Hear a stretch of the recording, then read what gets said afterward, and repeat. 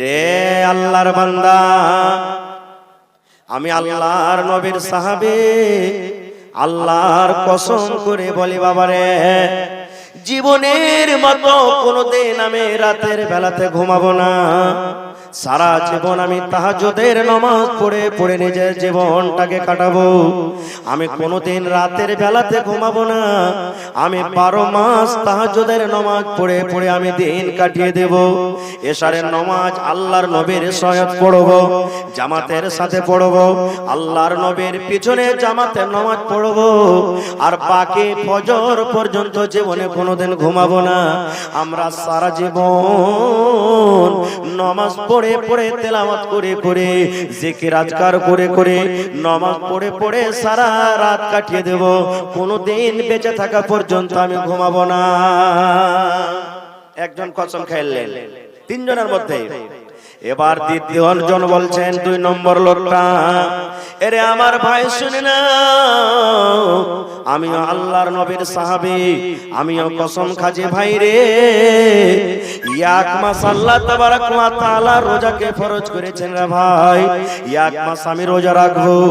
এক মাসের পর আরো যে 11 মাস ফাঁকা রয়েছে, এই 11 মাসের মধ্যে জীবনে কোনোদিন ঘুমাবো না। জীবনে কোনোদিন আমি রোজা ছাড়বো না। এই 11 মাস আমি রোজা চালিয়ে যাব, রোজা চালিয়ে যাব। এক কথা সেই সাহাবী বলছেন 12 মাস একটানাতে রোজা রাখবো। রমজান মাসে রোজা রাখবোই রাখবো। আর রমজানের পর যেই দিনগুলোতে আল্লাহ তাবারক ওয়া তাআলা রোজা রাখার আদেশ করেছেন, এই 11 মাসের মধ্যে একদিন রোজা ফাঁক দেব না। সারা জীবন আমি রোজা চালিয়ে যাব। কয়টা হলো ভাই? কয়জন বললেন? 2 জন।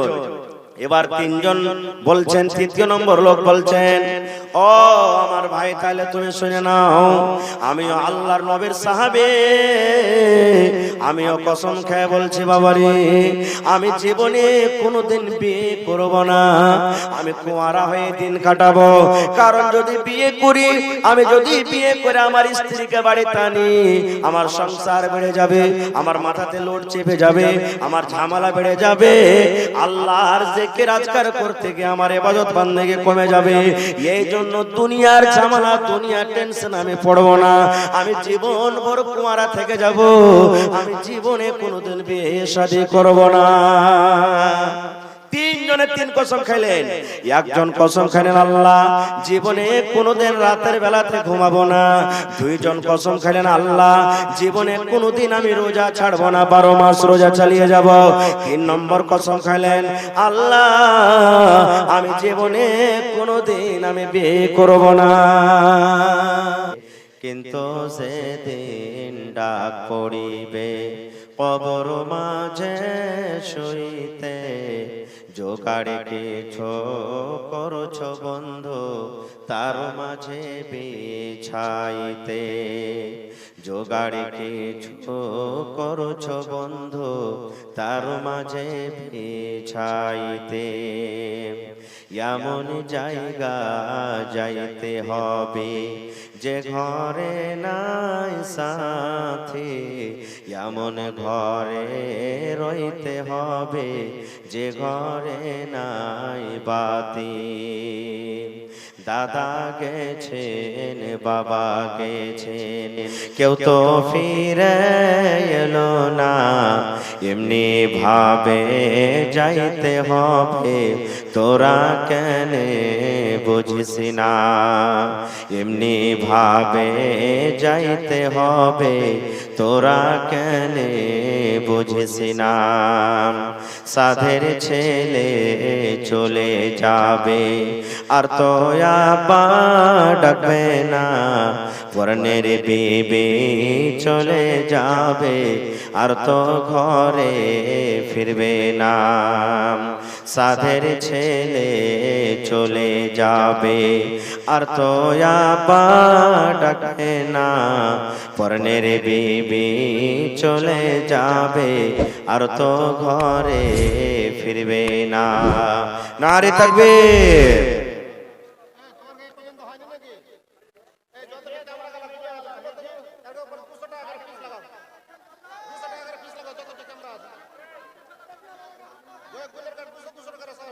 আজকে জালসার আমার শ্রদ্ধেয় সভাপতি সাহেব, উপস্থিত উলামায়ে কেরাম, সামনে বসে থাকা ইসলাম দরদি, দিন দরদি ভাই ও বাবাজিরা, পর্দানশীন মায়েরা এবং খালারা, সমস্ত তারিফ ও গুণগান সেই মহান আল্লাহ তাবারাক ওয়া তাআলার জন্য, যে মহান আল্লাহ তাবারাক ওয়া তাআলা আজকে আমাদেরকে এই মাদ্রাসা রিয়াজুল উলুম মির্জাবাড়ির এই জালসার পিন্ডালের তলাতে একত্রিত হয়ে বসে কিছু বলার ও শোনার তৌফিক দিয়েছেন। তাই আমরা সে আল্লাহর প্রশংসা করি। সকলেই পড়েন আলহামদুলিল্লাহ। আপনাকে মুখে খানি টানি ভরা আছে নাকি ভাই? জোরে পড়েন আলহামদুলিল্লাহ। তারপর আমাদের শেষ নবী হযরত মুহাম্মদুর রাসূলুল্লাহ সাল্লাল্লাহু আলাইহি সাল্লামের পর অগণন দরুদ শরীফ শান্তির ধারা বর্ষিত হোক, আমিন। আল্লাহুম্মা সাল্লি আলাইহি আল্লাহুম্মা বারিক আলাইহি। বন্ধুগণ, আজকে আমি আপনাদের সামনে 1 ঘন্টা আছি, আমার সময় হলো 1 ঘন্টা। আজকে আমি যে বিষয় নিয়ে আলোচনা করব আপনাদের সামনে, আল্লাহ তাবারাক ওয়া তাআলা কাছে আমি দোয়া করি যে আল্লাহ তাবারাক ওয়া তাআলা যেন আমাকে ভালোভাবে বলার, আপনাদেরকে শোনার এবং তার প্রতি ছোট বড় সকলকে আমল করার তৌফিক দেন। পড়ুন আল্লাহুম্মা আমিন। তার আগে একটা কথা বলি ভাই, আজকে যে মাদ্রাসার জালসাতে আপনারা এসেছেন, আমাদের শুরুয়াতি তালিম, আমার এখনই মাওলানা বললেন যে আজকে আমার এই স্টেজে আমার ওস্তাদে মুহতারামেরা বসে আছেন, আর আল্লাহ তাবারাক ওয়া তাআলা লাখ লাখ শুকর যে যাদের কাছে আমি পড়ে মানুষ হয়েছি, যাদের কাছে পড়িতে শিখেছি, তাদের সামনে আপনাদের সামনে দুটো কথা আজকে বলার আল্লাহ তৌফিক দিয়েছেন। এই মাদ্রাসারই আমি পড়া, আর একদিন নয়, একটানা 5 বছর আমি মাদ্রাসাতে পড়েছি। আপনাদের খেয়ে সবকিছু আপনারাই দিয়েছেন, মাদ্রাসার তলবা হিসাবে দিয়েছেন, মাদ্রাসাতে শিক্ষক যারা ছিলেন তারা দিয়েছেন, এই বিল্ডিং আছে আপনারই দেওয়া আছে। এজন্য আজকেও বলছি যে যত লোক এসেছেন, প্রত্যেক কুরসিতে যত লোক বসে আছেন, যদি 100 টাকা করেও দিয়ে যান, তাও 2 লাখ টাকা ইনশাআল্লাহ চাঁদা হবে এই স্টেজে ইনশাআল্লাহ। আর আশা করছি ইনশাআল্লাহ দিয়ে যাবেন। তো ভাই আমার কথা হলো যে আজকে যে আমরা বসে আছি এই মজলিসে, আমরা কোন নবীর উম্মত বলেন তো? আমরা কোন নবীর উম্মত? জি, একটু জোরে করে পড়েন, আমরা কোন নবীর উম্মত? মুহাম্মদ সাল্লাল্লাহু আলাইহি সাল্লাম। কেন বললাম? সেই নবী সাল্লাল্লাহু আলাইহি সাল্লামকে সামনে রেখে নবীর তারিকা বা আল্লাহ রাসূল কিভাবে আমাদেরকে জীবন যাপন করতে বলেছেন, কোন ভাবে আমরা আমল করব যে আল্লাহ তাবারাক ওয়া তাআলার কাছে আমরা প্রিয় ভালোবাসা বান্দা হইতে পারবো, এই কথাগুলো কিছু আপনাদের সামনে আলোচনা করব। আল্লাহ তাবারাক ওয়া তাআলা কোরআনে বলেন, ওয়ামা আতাকুমুর রাসূল, হে পৃথিবীর মানুষ, রাসূল তোমাকে যা দিবে সেটা নিয়ে নাও, ফাখুযু, সেটা নিয়ে নাও। ওয়ামা নাহাকুম আনহু ফান্তাহু, এবং রাসূল যে কাজ থেকে তোমাদেরকে নিষেধ করবেন, মানা করবেন, ফান্তাহু, রুখে যাও। বেশি আমি কথা আপনাদের সামনে বলবো না, বাস দুটা কথা। রাসূল যা দিবেন সেটা নিয়ে নাও, আর রাসূল যে কাজ থেকে নিষেধ করবেন, ফান্তাহু, রুখে যাও। তাহলে আমাদের ধর্ম, আমাদের মাযহাব, আমাদের দ্বীন, এর নাম কি বলতে পারবেন আপনারা? জোরে বলেন, ইসলাম। তো আল্লাহ তাবারাক ওয়া তাআলা যেই ধর্ম আমাদেরকে দান করেছেন, যে ইসলাম মাযহাব আমাদেরকে দান করেছেন, সেই ইসলামের ভিতরে 2 প্রকারের কথা আছে। কয় প্রকারের কথা আছে? কয় রকম কথা আছে? 2 প্রকারের কথা আছে। একটা হ্যাঁ, একটা না, একটা ধরো, একটা ছাড়ো, একটা করো, একটা করিও না। আল্লাহ এবং আল্লাহ রাসূল যে কাজটা করার আদেশ করেছেন সেটা করো, আল্লাহ এবং আল্লাহ রাসূল যে কাজ থেকে নিষেধ করেছেন সেটা ছেড়ে দাও। এই 2 প্রকারের কথা আছে। তবে বলবেন, হাজী মাওলানা কি কি ধরতে বলেছেন, কি কি ছাড়তে বলেছেন? সব কথা বলা যাবে না, বাস 2-1টা হাদিসের কথা আপনাদের সামনে বলবো। ভাইরা আমার, আল্লাহ তাবারাক ওয়া তাআলা যেইভাবে যেমন আদেশ করেছেন, নবী যেইভাবে যেমন আদেশ করেছেন, সেইভাবে যদি আমরা আমল করতে পারি তাহলে আল্লাহ তাবারাক ওয়া তাআলার কাছে আমরা প্রিয় ভালোবাসা হইতে পারবো। আর রাসূল যতটুকু আদেশ করেছেন তার থেকে যদি এক চুল পর্যন্ত আমরা নেকি মনে করে শরীয়তে বেঁচে করে দিই তাহলে আল্লাহ তাবারাক ওয়া তাআলার দরবারে গ্রহণ হবে না। যেমন একটা হাদিস আপনাদের সামনে বলি, সহিহ বুখারী শরীফের হাদিস। আল্লাহর নবী মুহাম্মদ সাল্লাল্লাহু আলাইহি সাল্লামের বাড়িতে, আল্লাহর নবী সাল্লাল্লাহু আলাইহি সাল্লামের দরবারে তিনজন সাহাবী, সাহাবী কাকে বলা হয়? ওই নেক ওয়ালা আল্লাহ তাবারাক ওয়া তাআলার বান্দাকে বলা হয় যে নবী সাল্লাল্লাহু আলাইহি সাল্লামকে দেখে নবীর প্রতি ঈমান এনেছেন আর ঈমানের হালাতে তাদের মওত হয়ে গেছেন, দুনিয়া থেকে চলে গেছেন, এরকম মানুষকে সাহাবী বলা হয়েছে। তো তিনজন সাহাবী আল্লাহর নবী সাল্লাল্লাহু আলাইহি সাল্লামের সাথে দেখা করার জন্য এসেছেন যে নবীজি কিভাবে কোন টাইমে কখন ইবাদত করেন, নবীজি কখন নামাজ পড়েন, কখন তেলাওয়াত করেন, কখন রোজা রাখেন, কখন তাসবিহ তাহলিল করেন, এই নবীজির ব্যাপারে কিছু জানার জন্য তিনজন সাহাবী এসেছেন। ভালো করে শুনবেন হাদিসটা। এবার যেই টাইমে ওরা তিনজন নবীর বাড়িতে এলেন ওই টাইমে কিন্তু নবীজি বাড়িতে নেই। যেই টাইমে ওই তিনজন সাহাবী নবীর বাড়িতে দেখা করার জন্য এলেন নবীজি বাড়িতে নেই। এবার বাড়িতে আছেন কে? আল্লাহর নবীর স্ত্রী মা আয়েশা রাদিয়াল্লাহু তাআলা আনহা। এটা হলো আল্লাহর রাসূলের একজন স্ত্রী, বাড়িতে আছেন। এবার তিনজন সাহাবী সালাম দিলেন, সালাম টালাম দেওয়ার পর বলছেন যে আল্লাহর রাসূল বাড়িতে নেই। তো মা আয়েশা বলছেন যে না, আল্লাহর রাসূল বাড়িতে নেই, কোথায় তাবলীগের কামে বা দাওয়াতের কামে গেছেন, বাড়িতে নেই। তো মা আয়েশা বলছেন কি খবর, ব্যাপারটা কি, আল্লাহর রাসূলের সাথে কি দরকার আছে বলো। তো তারা বলছেন যে উম্মাহাতুল মুমিনিন, আজকে আমরা নবীর ব্যাপারে কিছু জানতে এসেছিলাম যে নবীজি কখন কোন টাইমে কিভাবে ইবাদত করেন, এটা জানার জন্য আমরা এসেছিলাম। তো মা আয়েশা রাদিয়াল্লাহু তাআলা আনহা বললেন যে আল্লাহর রাসূল এই টাইমে এরকম কাজ করছেন, এই টাইমে নামাজ পড়ছেন, এই টাইমে তেলাওয়াত করছেন, এতদিনে রোজা রাখছেন, মানে যা যা নবী করতেন নবীর ব্যাপারে বলে দিলেন। ভালো করে শুনবেন ভাই।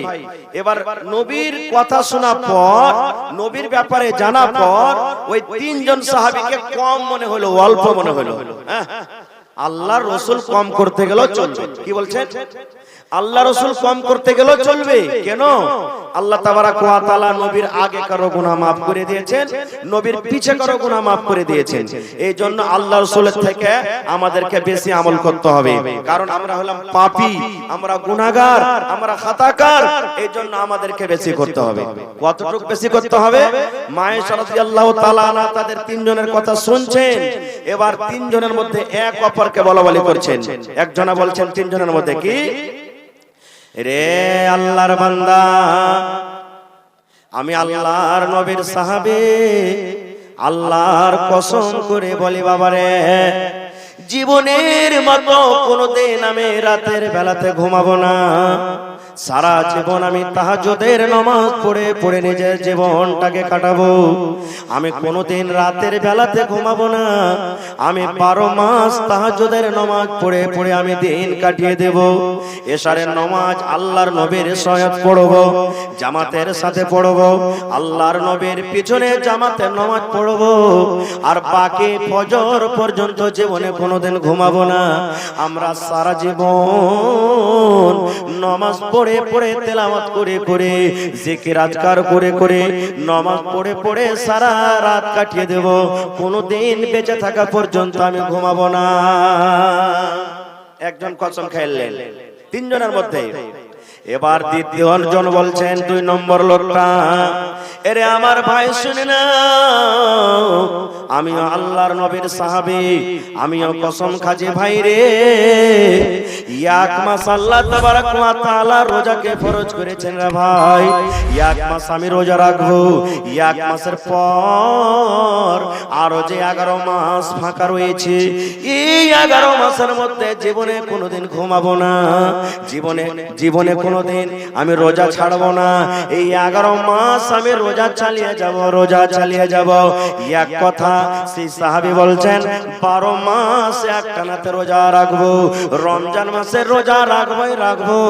আর রমজানের পর যেই দিনগুলোতে আল্লাহ তাবারক ওয়া তাআলা রোজা রাখার আদেশ করেছেন, 11 মাসের মধ্যে একদিন রোজা ফাঁক দেব না, সারা জীবন আমি রোজা চালিয়ে যাব। কয়টা হলো ভাই? কয়জন বললেন? 2 জন। এবার 3 জন বলছেন, তৃতীয় নম্বর লোক বলছেন, ও আমার ভাই তাহলে তুমি শুনে নাও, আমিও আল্লাহর নবীর সাহাবী, আমিও কসম খেয়ে বলছি বাবারে, আমি জীবনে কোনোদিন বিয়ে করব না, আমি কুঁয়ারা হয়ে দিন কাটাবো। কারণ যদি বিয়ে করি, আমি যদি বিয়ে করে আমার স্ত্রীকে বাড়িতে আনি, আমার সংসার বেড়ে যাবে, আমার মাথাতে লোড চেপে যাবে, আমার ঝামেলা বেড়ে যাবে, আল্লাহর জিকির আজকার করতে গিয়ে আমার ইবাদত বান্দেগি কমে যাবে। এই জন্য দুনিয়ার ঝামেলা, দুনিয়ার টেনশন আমি পড়বো না, আমি জীবন ভর কুঁয়ারা থেকে যাব, আমি জীবনে কোনোদিন বিয়ে শাদী করব না। 3 জনে 3 কসম খাইলেন। একজন কসম খাইলেন আল্লাহ জীবনে কোনোদিন রাতের বেলাতে ঘুমাবো না। 2 জন কসম খাইলেন আল্লাহ জীবনে কোনোদিন আমি রোজা ছাড়বো না, 12 মাস রোজা চালিয়ে যাব। 3 নম্বর কসম খাইলেন আল্লাহ আমি জীবনে কোনোদিন আমি বিয়ে করব না। 3 জন 3 রকম কসম খেয়ে এবার নবীর বাড়ি থেকে তারা নিজের বাড়ি থেকে হাঁটতে শুরু করেছেন। এই ধরেন এখান থেকে ডোহার পর্যন্ত বায়াত থেকে কম, বায়াত থেকে একটু বেশি গেছেন। আর ইয়াতির মধ্যে নবীজি বাড়তে ঢুকছেন, নবীজি বাড়তে ঢুকছেন। এবার যেমনই নবী বাড়তে ঢুকলেন, আল্লাহ নবীর স্ত্রী মা আয়েশা রাদিয়াল্লাহু তাআলা আনহা নবীকে বলছেন, আর জানেন নবীজি? বলছে কি হয়েছে? বলছে ওই যে 3টা লোক চলিচ্ছে দেখেন, এরা এরকম 3 রকম কসম খেয়ে গেল। একজন কসম খেয়েছে আপনার ইবাদত সম্পর্কে জানার পর আমি যখন বললাম তো ওরাকে অল্প কম মনে হয়েছে। একজন কসম খেয়েছে জীবনে কোনোদিন বিয়ে করব না, একজন কসম খেয়েছে জীবনে কোনোদিন রাতে ঘুমাবো না, একজন কসম খেয়েছে জীবনে কোনোদিন রোজা ছাড়বো না। এবার রাসূল বলছেন তাই না? তো হ্যাঁ। এবার নবীজি তখন একটু পাটাকে লম্বা করে হাঁটতে লাগলেন। হাঁটা পারতেন, বলছেন এই আমার সাহাবীরা শুনো শুনো শুনো। এবার তারা 3 জন নবীর দিকে ঘুরে গেলেন। পাঞ্জরে যখন এলেন রাসূল বলছেন তোমরা নাকি 3 জন এরকম কসম খেয়েছো? 3 জন বলছে জি হুজুর। এরে আমার মুসলমান ভাইরা শুনেন, দয়ার রাসূল বললেন সাহাবীরে তোমরা 3 জন কসম খেয়েছো, কিন্তু বাবারে শুনে নাও আমি আল্লাহর নবী, আমি আল্লাহর হাবিব, আমি আল্লাহর রাসূল, আল্লাহ আমাকে রাসূল করে দুনিয়াতে পাঠালছেন। এই আমার সাহাবীরা তোমরা শুনে নাও, তোমরা কসম খেয়েছো 3 জনতে 3 রকমের কসম খেয়েছো, কিন্তু বাবারে শুনে নাও আমি নবী, আমি আল্লাহকে দেখে যতখানি ভয় করি, আমি আল্লাহকে দেখে যতখানি ডরাই, আমি আল্লাহকে দেখে যতখানি ভয় করে তোমরা কোনদিন ভয় করতে পারো না। এই আমার সাহাবীরা শুনে নাও আমি নবী, আল্লাহ তাবারক ওয়া তাআলা আমার আগে কারো গুনাহ maaf করে দিয়েছেন, আমার পরে কারো আল্লাহ গুনাহ maaf করে দিয়েছেন। বাবারা শোনো, তবে তোমরা একজন কসম খেয়েছো জীবনে কোনদিন বিয়ে করব না। এই আমার সাহাবীরা শুনে নাও আমি তোমাদের নবী, আমার একজন নয়, 2 জন নয়, 3 জন নয়, 5 জন নয়, আমার 9টা কিংবা 11টা স্ত্রী দেখো আমি নবী বিয়ে করেছি।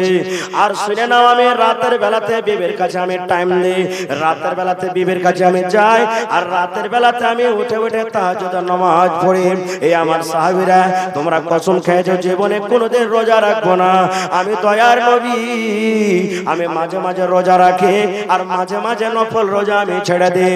এই আমার উম্মত শুনে নাও আল্লাহ তাবারক ওয়া তাআলা আমাকে নবী করে পাঠালছেন, আমি যতটুকু তোমাদেরকে করতে বলবো অতটুকু তোমরা করো, আর আমার থেকে যদি একটুখানি তোমরা বাড়িয়ে দাও তাহলে শুনে নাও ফামান রাগিবা আন সুন্নতি ফালাইসা মিন্নি, আমার সুন্নাত থেকে যে একটুখানি কম বেশি করে দিবে সেটা আমার উম্মত নয় রে, সেটা আমার উম্মত নয়, সেটা আমার উম্মত হইতে পারে না। নারে তাকবীর। তাহলে বোঝা গেল কি যে নবীর থেকে আমরা যদি শরীয়তে নেকি মনে করে কোনো জিনিস করতে চাই করা চলবে? বলেন চলবে?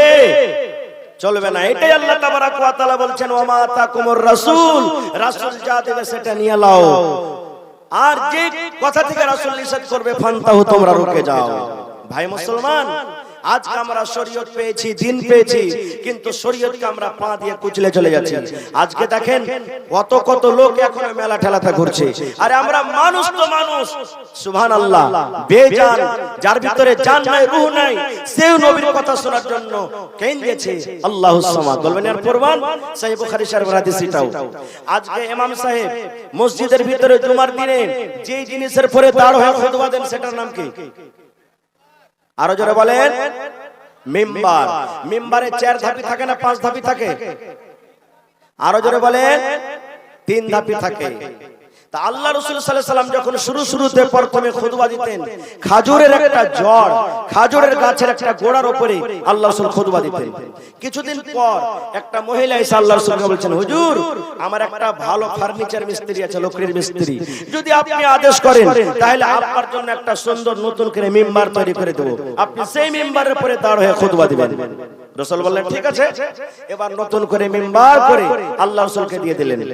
এবার ওই পুরাতন মিম্বার, যে মিম্বারের উপরে দাঁড় হয়ে রাসূল খুতবা দিতেন, ওই মিম্বারকে সাইডে হটিয়ে দিলেন, আর নতুন মিম্বারের উপরে আল্লাহ রাসূল খুতবা শুরু করে দিলেন।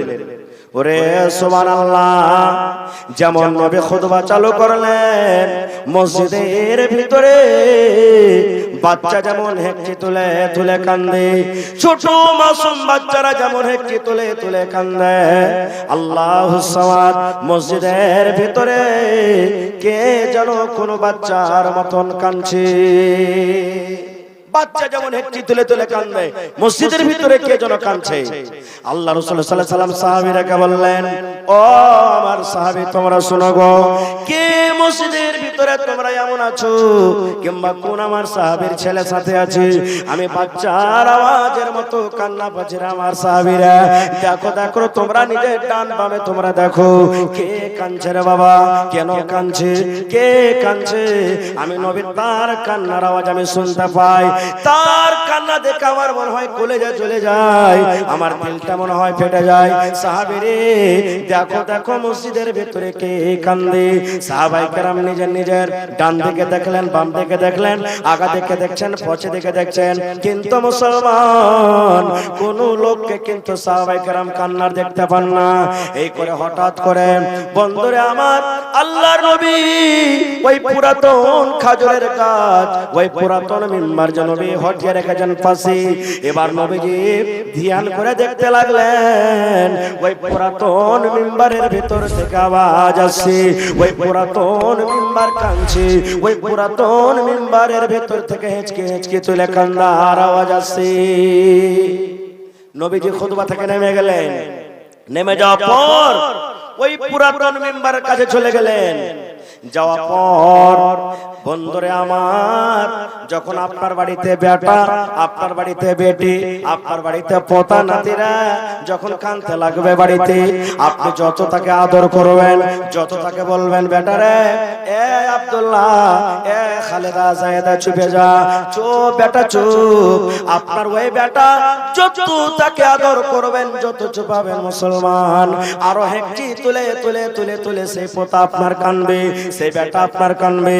এই মতো মুসলমান, আল্লাহর নবী ওই পুরাতন মিম্বারের গতরে এরকম ভাবে হাত ফিরিয়ে দিলেন, ওই পুরাতন মিম্বারের গতরে এরকম ভাবে হাত ফিরাইছেন, আর বলছেন, মিম্বার, এক খাজুরের মিম্বার, এই পুরাতন মিম্বার, তুমি কেন কান্দো, তুমি কেন কান্দো, তোমার কি দুঃখ হয়েছে, কে তোমার ব্যথা হয়েছে, কেন তুমি কান্দো রে পুরাতন মিম্বার, কেন কান্দো? সুবহানাল্লাহ। এবার ওই মিম্বারের মুখ ফুটে গেল, ওই খাজুরের গাছের মুখ ফুটে গেল, ওই পুরাতন মিম্বারের মুখ ফুটে গেল। এবার ওই লোকের মিম্বার বলছেন, ইয়া রাসূলুল্লাহ, ইয়া হাবিবাল্লাহ, আল্লাহ রাসূল গো, এই জন্য আমি কান্দি গো দয়ার নবী, এতদিন আপনি দয়ার নবী, দয়ার রাসূল, দয়ার হাবিব, আমার উপরে দাঁড় হয়ে হয়ে আপনি খুতবা দিলেন, আপনার কথাগুলো আমি শুনতে পাচ্ছিলাম, আপনার কথাগুলো আমি আমি কাছে থেকে শুনছিলাম গো দয়ার নবী, আপনার পা মোবারক দুটো আমার পরে থাকতো, এখন আপনি পুরাতন মিম্বার বলে আপনি আমাকে দূরে সরিয়ে দিলেন, আপনার কথাগুলো আমি আর কাছে শুনতে পাবো না, আপনি আমার উপরে আর দাঁড়াবেন না, এই জন্য আমার মনটা ভেঙে গেছে, এই জন্য নবী গো আমার কান্না বের হয়ে গেল। এই মুসলমান, এই ঘটনাটা বলার উদ্দেশ্য কেন আমি বললাম, একটা পুরাতন মিম্বার যার জন্য কিয়ামতের দিন জান্নাত নাই, যার জন্য কিয়ামতের দিন জাহান্নাম নাই, যার কিয়ামতের দিন হিসাব হবে না, সেই যদি নবীর কথা শুনতে গিয়ে একটুখানি তাকে দূরে সরিয়ে দেওয়া হয়েছে, নবীর কথা শোনার জন্য পাগল হয়ে যায়, নবীর কথা শোনার জন্য দিবানা হয়ে যায়, নবীর কথা শোনার জন্য পাগল হয়ে যায় মুসলমান। তাইলে আমরা পাপী, আমরা গুনাহগার, আমরা খাতাকার। আজকে স্টেজ থেকে সুবহানাল্লাহ হাদিস কোরআনের বয়ান হয়ে সন্ধ্যা পর্যন্ত, আর কত লোক এখনো জালসা শুনতে এসে নবীর কথা না শুনে নবীর কথাগুলোকে পা দিয়ে কচলে আমরা চলে গেলাম মেলা ঠেলা ঘুরতে। এই মুসলমান যারা রাখেন, আল্লাহ রাব্বুল আলামিন যেদিন কিয়ামত কায়েম হবে, বিচারের দিন হবে, আল্লাহ এই সময়টারও আপনার কাছে আল্লাহ হিসাব নেবেন। আল্লাহ বলবেন বান্দারে, ওই মির্জাবাড়ি মাদ্রাসার জন্য জালসা হচ্ছিল, তুমি জালসার নাম করে তুমি জালসাতে গিয়েছিলে রে বান্দা, কিন্তু জালসা না শুনে তুমি মেলাতে ঘুরে সময়টা কাটিয়েছো, বান্দারে এই সময়ের তুমি হিসাবটা দিয়ে দাও। নারে তাকবীর। তাহলে ভাই ওই পুরাতন মিম্বার থেকে এবার আপনি নিজের অন্তরে হাত দিয়ে দেখেন যে আমরা কত ভালো হইতে পেরেছি। এবার বলবেন হাজী মাওলানা, তাহলে শরীয়ত কি জিনিস, শরীয়ত কাকে বলে? বাস দুটা উদাহরণ বললাম, বলার ইচ্ছা ছিল কিছু আজকে আপনাদের সামনে বলবো, কিন্তু আর দুটা কথা মাত্র আপনাদের সামনে বলবো। আল্লাহর নবী একদিন বসে আছেন, মা আয়েশা রাদিয়াল্লাহু তাআলা, আল্লাহর নবীর স্ত্রী একজন নবীর পাঞ্জরে বসে আছেন, স্বামী স্ত্রীতে গল্প, যেমন আমরা আপনারা দুনিয়াতে সবাই স্বামী স্ত্রীতে বসে বসে গল্প করি, নবীজি একদিন বসে আছেন, মা আয়েশা একদিন বসে আছেন, গল্প সল্প করছেন স্বামী স্ত্রীতে যেভাবে গল্প করে। আল্লাহর নবীর একজন স্ত্রী আরো ছিলেন, তার নাম হলো সাফিয়া রাদিয়াল্লাহু তাআলা আনহা। নবীর কাছে কিন্তু কোনো কামে কাজে চলে আসছেন, ওটা তো নবীর স্ত্রী, নবীর কাছে আসছেন। মা আয়েশা রাদিয়াল্লাহু তাআলা আনহা তখন নবীকে ইশারা করে বলছেন, হুজুর এই দেখেন, ইশারা করে বলছেন, হুজুর এই দেখেন আপনার স্ত্রী নাটিকে দেখেন, সাফিয়া, নাটি মানে সাফিয়া রাদিয়াল্লাহু তাআলা একটু সাইজে নাটা ছিলেন, দেখতে নাটা, ইশারা করছেন দেখেন হুজুর এই আপনার স্ত্রী সাফিয়া নাটি চলে আসছে আপনার কাছে। ভাই মুসলমান, নবী যখন শুনলেন যে আমার স্ত্রীকে নাটি বলেছেন, এবার নবীজি আয়েশাকে কি বলছেন জানেন? নবীজির কথাটা শুনে চোখ লাল হয়ে গেল, একবারে যেমন বেদনার দানা লাল হয়, নবীর চোখ রাগে লাল হয়ে গেল। এবার রাসূল আয়েশাকে কি বলছেন জানেন? রে আমার বিবি আয়েশা, এ আমার বিবি শুনে নাও, তুমি একটা লোককে নাটি কিংবা বাটি বলেছ আয়েশা, যারা নাটি ওরাও আল্লাহর তৈরি, যারা লম্বা ওরাও আল্লাহর তৈরি, যারা কালো ওরাও আল্লাহর তৈরি, যারা ধলো ওরাও আল্লাহর তৈরি, যারা পাতলা ওরাও আল্লাহর তৈরি, যারা মোটা ওরাও আল্লাহর তৈরি। এ আয়েশা আমার বিবি শুনে নাও, তুমি একটা লোককে নাটি কিংবা বাটি বলেছ আয়েশা শুনে নাও। এই কথাটা আল্লাহর নিকটে এত খারাপ, এই কথাটা আল্লাহর কাছে এত খারাপ, আল্লাহর নিকটে এত খারাপ, এই কথাটাকে ধরে যদি একটা সমুদ্রে ছেড়ে দেওয়া হয়, এর নাটা এবং বাটা কথাটাকে ধরে একটা যদি সমুদ্রে ছেড়ে দেওয়া হয়, একটা যদি নদীতে ছেড়ে দেওয়া হয়, এই আয়েশা শুনে নাও, সমস্ত নদীর পানি, সমস্ত সমুদ্রের পানি দুর্গন্ধ হয়ে যাবে, দুর্গন্ধের কারণে ওই নদীর পানি পান করা যাবে না। এত কথাটা খারাপ, কথাটা ধরে যদি সমুদ্রে ছাড়া হয়, সমুদ্রের পানি দুর্গন্ধ হয়ে যাবে, পান করা যাবে না। তাইলে ভাই যদি একটা লাঠি বাটি কথা বলাতে যদি এতখানি অপরাধ হয়, তাইলে মুসলমান বলেন চলে গেলেন গেরুয়া চক, চলে গেলেন মির্জাবাড়ি চক, চা পান করছেন, পান খাইছেন, বিস্কিট খাইছেন, অমুক মাদানি এরকম, অমুক মাওলানা এরকম, অমুক হাজি এরকম, অমুক নামাজি এরকম, আর ওই মাদানি তো হারাম খায়, ওই মাওলানা তো হারাম খায়, ওই নামাজি দাড়ি রেখেছে, দাড়ির কোনো কাম দিবে না রে, দিবে না। এই যে 24 ঘন্টা আমরা সব সময় গীবত করে চগল করে করে। ভাই মুসলমান, বলে দেখেন নিজের আমলটা নবীর তারিখের মতো আমরা কতটুকু কাটাই। বাবা চিন্তা করেছেন কতটুকু আমরা কাটাচ্ছি? এবার ওই নবীজি মায়ের সাথে কত ভালোবাসতেন, যেই বিবির পরে নাটা কথা কহার কারণে রাখলেন, নবী তাকে কতটুকু ভালোবাসতেন। এই ভালোবাসার একটা হাদিস শুনলেন, সুবহানাল্লাহ। আল্লাহর নবীর স্ত্রী মা আয়েশা রাদিয়াল্লাহু তাআলা আনহা বলেন, আমি মাসিকের হালাতে থাকতাম, আমি হাইজের হালাতে থাকতাম। ওরে সুবহানাল্লাহ, আমার নবী আমার পাঞ্জরে বসে থাকতেন। আল্লাহর নবীর স্ত্রী মা আয়েশা বলেন, আমি বসে থাকতাম, আমার নবী বসে থাকতেন, আর গিলাসে পানি কিংবা দুধ আমি পান করতাম। আমার নবী টুক টুক টুক টুক করে আমার দিকে দেখতেন। মা আয়েশা বলেন, আমি দুধ পান করতে করতে, আমি পানি পান করতে করতে হয়তো এক গ্লাসের মধ্যে আমি 2 ঢোক খাইলাম, আমি 3 ঢোক খাইলাম, 8 গ্লাস খাইলাম, আর খাওয়ার পর আমি গ্লাসটাকে রেখে দিতাম। আল্লাহর নবী চট করে ওই গ্লাসটাকে তুলে নিতেন, আর ওই গ্লাসটাকে উঠিয়ে নেওয়ার পর মা আয়েশা বলেন, যে জায়গাতে আমি ঠোঁট লাগায়, যে জায়গাতে আমি মুখ লাগায়, যে জায়গাতে আমি ঠোঁট লাগায় আয়েশা পানি পান করতাম, আমার দয়ার নবী আমার গ্লাসটা রাখার পর ওই জায়গাতে মুখ লাগায় নবী পানি পান করতেন। শুধু তা নয় রে মুসলমান, মা আয়েশা বলেন, আমি গোশত ছিঁড়া ছিঁড়া খাইতাম, আমি হাড়টি চুষা চুষা খাইতাম, আমি দাঁত দিয়ে কামড়ে কামড়ে গোশত আমি ছিঁড়তাম। মা আয়েশা বলেন, ওই পিসটাকে আমি থালাতে রেখে দিতাম।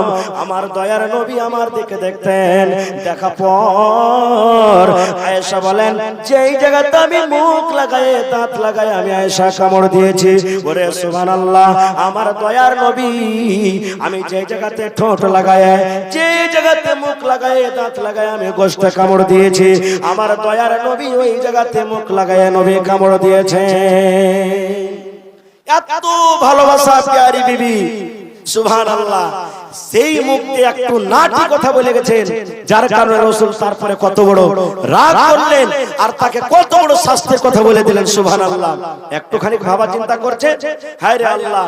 আর একটা কথা বলে দিই, নবী সাল্লাল্লাহু আলাইহি সাল্লামের তরিকা, নবীজির সুন্নাত, যে স্বামী স্ত্রী একই প্লেটে ভাত খেতে পারে, যেমন একই বিছানে দুজনে ঘুমায়, এই মতো কোনদিন কোনদিন মাঝে মাঝে একই সাথে প্লেটে ভাত খাবেন।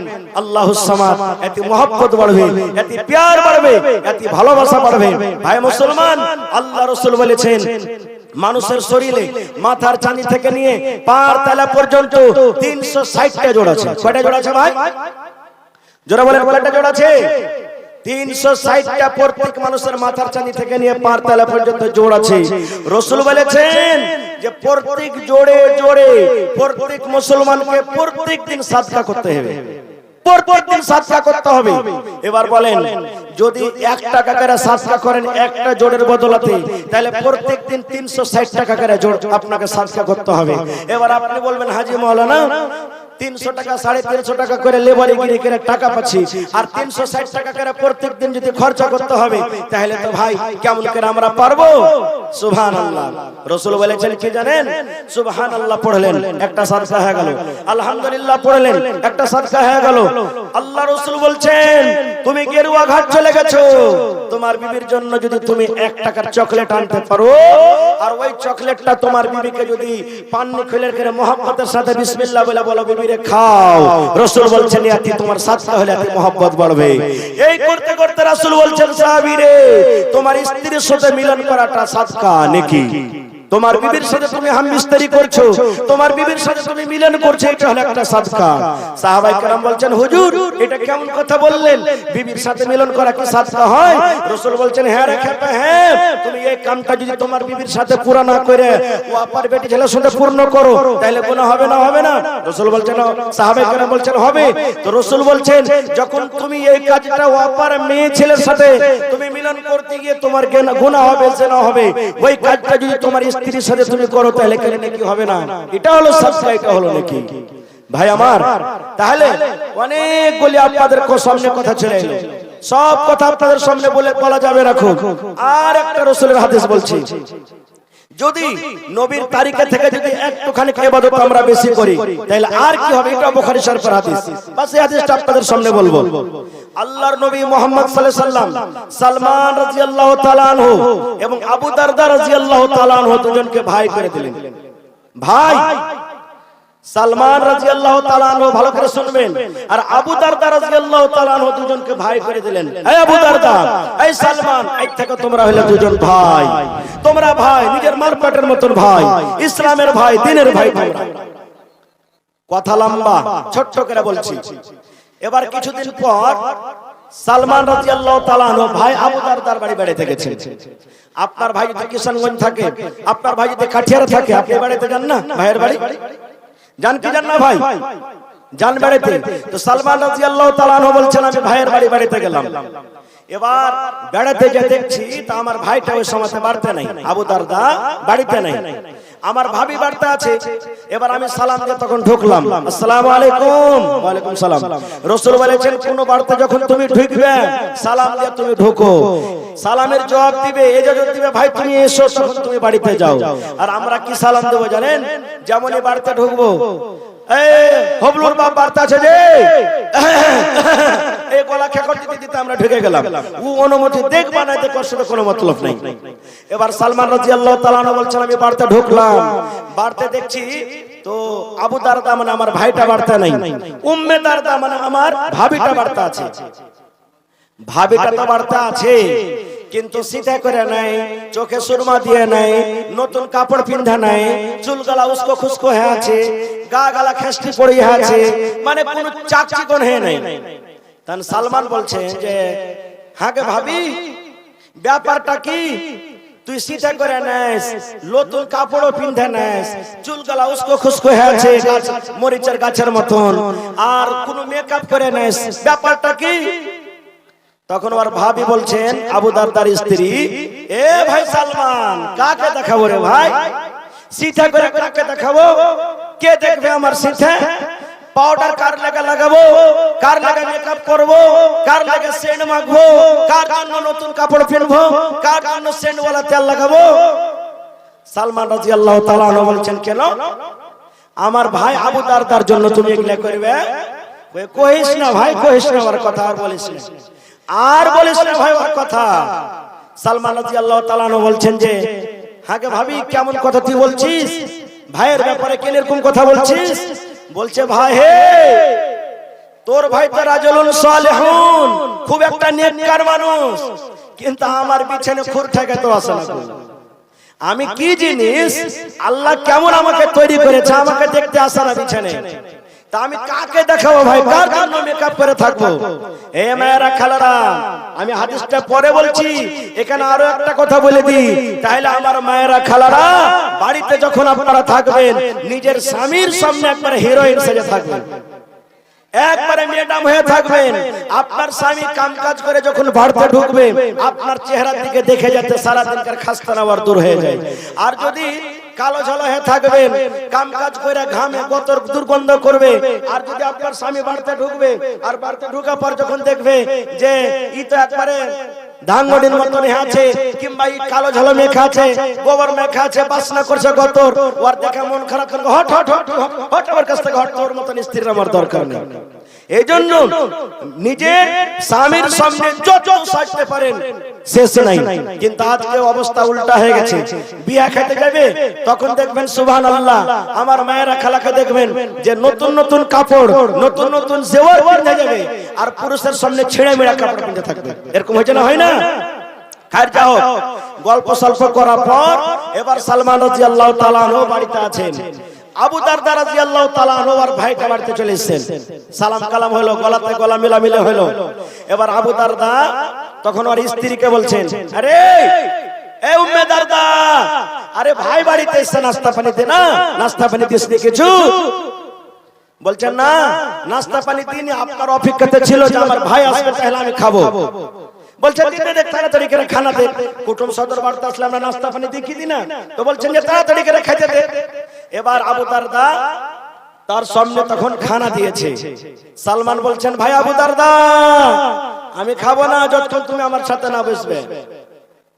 আবু দারদা তখন বলছেন যে আমি খাবো না, আমি রোজা করে আছি।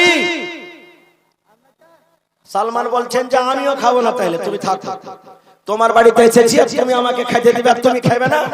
মানে স্ত্রীর মুখ থেকে আর শুনে নিয়েছে সবকিছু। বলছে যে না না তুমি খাও ভাই সালমান, আমি রোজা করে আছি, খাবো না খো। এবার যখন কথাটা বলা, সালমান বলছে রে আবু দারদা ভাই, আল্লাহর কসম করে বলে যতক্ষণ পর্যন্ত তুমি আমার সাথে খানা না খাবে, আমি সালমান এক ঢোক পর্যন্ত তোমার বাড়িতে পানি পান করব না। রোজা ভেঙে দাও, নফল রোজা তুমি করে আছো ভাই রে, রোজা তুমি ভেঙে দাও আর এসো তুমি আমার সাথে খানা খাও। কি করবে? আবু দারদা আস্তে আস্তে রোজাটাকে ভেঙে দিলেন। এবার দুই ভাই মিলে কি করলেন? খানা খেলেন। সন্ধ্যা হলো, মাগরিব পড়লেন, এশারের নামাজ পড়লেন। এশারের নামাজ পড়ার পর এবার তখন আবু দারদা সালমানের জন্য বিছানা লাগিয়ে দিলেন একটা ঘরে। আর দিয়া বলছে সালমান ভাই তুমি এই ঘরে তুমি আরাম করো। আবু দারদা তখন বলছেন যে আমি চলে গেলাম নামাজ পড়তে, তাহাজ্জুদের নামাজ পড়তে, নফল নামাজ পড়তে। যখন কথাটা বলা, এইবারে সালমান বলছেন আবু দারদা ভাই আমিও ঘুমাবো না, যদি তুমি না ঘুমাও আমিও ঘুমাবো না রে ভাই, কারণ তোমার বাড়িতে আমি এসেছি, তুমি আমার সাথে কিছু কথা বলো, আমিও তাহাজ্জুদের নামাজ পড়বো। এই যে তোমার স্ত্রী আছে, তোমার স্ত্রীর কাছে সময় দাও, যাও যাও ভাই তোমার বিবির কাছে তুমি ঘুমিয়ে যাও। এবার আবু দারদা বলছেন না রে ভাই সালমান, আমি মসজিদে চলে গেলাম, আমি তাহাজ্জুদের নামাজ পড়বো, আমার নামাজ ছুটে যাবে, আমার নামাজ কাজা হয়ে যাবে। যখন কথাটা বলা, ওরে সুবহানাল্লাহ, আপনারা জানেন, আমার মায়েরা খালারা জানে, যখন কোনো ছেলে নতুন বিয়ে করে, নতুন যখন বিয়ে করে আর যখন তাদের প্রথম বাসর ঘর হয়, যখন প্রথমরা বাসর ঘর হয়, ওই রাতটাতে আমার মায়েরা খালারা ওই নতুন বউটাকে ধাক্কা দিয়ে ঘরের ভিতরে দিয়ে দেয়, আর তারপরে বাহির থেকে হয়তো লক লাগিয়ে দেয়। এই মতো সালমান বলছেন আমার ভাই আবু দারদাকে আমি ধরে নিলাম, আর ধরে নেওয়ার পর ঘরের দিকে তাকে আমি ধাক্কা দিয়ে দিলাম, আর ধাক্কা দেওয়ার পর আমি বাহির থেকে আমি কিল্লি লাগিয়ে দিলাম। রাত কাটাইছেন, ঠিক রাত 12-1 কিংবা 2টা যখন হয়েছে, সালমান তখন ওর বন্ধু ভাইকে আবু দারদা করেছে, আবু দারদা ভাই এখন উঠো, তাহাজ্জুদের নামাজের টাইম হয়ে গেছে, এখন উঠো। এবার উঠলেন আবু দারদা, ফরজ গোসল করলেন, গোসল করার পর সুবহানাল্লাহ, এবার তখন সালমান ভাইকে বলছেন ভাই তুমি সবকিছুরই হক মেরে যদি আল্লাহর হক আদায় করো, এরপর ইবাদতে আল্লাহ রাজি হবে না। সব কিছু বলে দিলেন। বলে দেওয়ার পর ফজর আজান হলো। আবু দারদা বলছেন আমি নবীর পিছনে নামাজ পড়তে গেলাম, নামাজ পড়ার পর ডাইরেক্ট আমি নবীর কাছে চলে গেলাম, আর যাওয়ার পর আমার সাথে যা যা ঘটনা হয়েছে সব নবীর সামনে আমি বলে দিলাম যে সালমান আমার সাথে এরকম কাজ করেছে। এবার সালমান আবু দারদা বলছেন দয়ার নবী আমার কথাটা শুনলেন, আমার কথাটা শোনার পর ওরে সুবহানাল্লাহ, আল্লাহ রাসূল বলছেন সাদাকা সালমান, সাদাকা সালমান, সালমান সত্য বলেছে, সালমান সত্য বলেছে। রাসূল বলছেন আবু দারদা রে তুমি যদি একমাত্র আল্লাহর ইবাদত করো, নিজের বিবির হককে তুমি মেরে দাও, তোমার সন্তানের হককে মেরে দাও, তোমার মেহমানের হককে মেরে দাও, এ আবু দারদা শুনে নাও, তুমি রাত জেগে জেগে তাহাজ্জুদের নামাজ পড়বে, বিছানায় তুমি ঘুমাইতে যাবে না। তোমার স্ত্রীটা যদি আল্লাহর দরবারে শিকায়ত করে দেয়, তোমার চোখ যদি আল্লাহর দরবারে শিকায়ত করে দেয়, মাবুদ তুমি আমাকে দেখার জন্য আরামের জন্য আল্লাহ করেছিলে, কিন্তু এই তোমার বান্দা জীবনে কোনোদিন আমাকে আরাম করতে দেয়নি, সারা জীবন আমাকে দেখে দেখে দিন কাটালছে। তোমার স্ত্রী যদি আল্লাহর দরবারে শিকায়ত করে দেয়, রব্বুল আলামিন তোমার ওই বান্দার সাথে আমার বিয়ে হয়েছিল, কিন্তু কোনদিন রাতের বেলাতে আমার কাছে আসেনি, রাতের বেলাতে আমার সাথে বিছানাটা কাটেনি। এ আল্লাহ তুমি আর বিচার করে দাও, ফয়সালা করে দাও।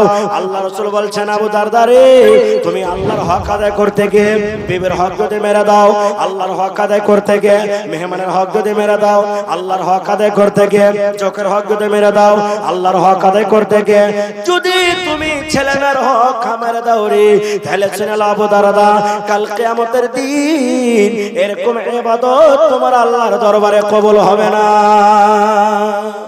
এই জন্য সব কিছুরই হক তোমাকে আদায় করতে হবে। কি শুনলাম এই হাদিস থেকে?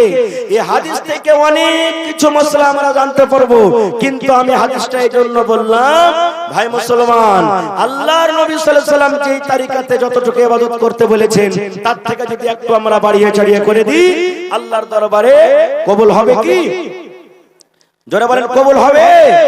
কবুল হবে না খো।